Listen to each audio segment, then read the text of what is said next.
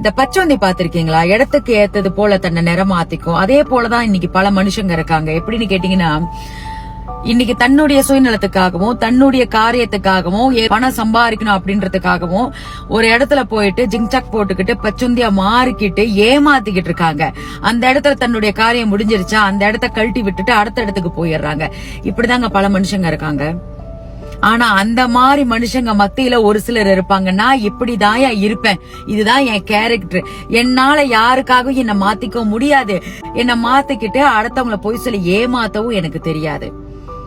புரியுதுங்களா? தன்னுடைய வாழ்க்கை எப்படியோ அப்படிதான் வாழ்ந்துட்டு போய்கிட்டே இருப்பாங்க. அந்த மாதிரி நபரை பார்த்து ரொம்ப கோவம் வரும் ஒரு சிலருக்கு. என்னடா இவங்க தன்னுடைய வழிக்கும் வர மாட்டேங்கிறாங்க, நம்ம சொல்றதையும் கேட்க மாட்டேங்கிறாங்க, எப்படிதான் அவங்க எல்லாம் பொழைக்க போறாங்கன்னு சொல்லிட்டு அவங்க எல்லாம் இன்னைக்கு வரைக்கும் வாழ்க்கையில பொழைக்க தெரியாம தாங்க இருக்காங்க. காரணம் என்னன்னு கேட்டீங்கன்னா, யாரும் ஏமாத்த தெரியல, பொய் சொல்ல தெரியல, சுயநலமா இருக்க தெரியல. அதனாலதான் பல பேர் அவங்க மேல ஆத்திரப்படுவாங்க, கோவப்படுவாங்க. ஆனா ஒரு விஷயம் சொல்றேங்க, அந்த மாதிரி நபர் உங்க கூட இருந்தாங்கன்னா நீங்க ரொம்ப லக்கின்னு நான் சொல்லுவேன். ஏன்னா அவங்களுக்கு ஏமாத்த தெரியாது, பொய் சொல்ல தெரியாது, அடுத்தவங்களுக்காக என்னைக்குமே உங்களை விட்டு கொடுக்கவும் தெரியாதுங்க, உண்மையா இருப்பாங்க. இந்த மாதிரி மனுஷங்க கிடைக்கிறதுல ரொம்பவே கஷ்டங்க. அப்படி உங்க வாழ்க்கையில இருந்தாங்கன்னா தயவு செய்து இழந்துடாதீங்க.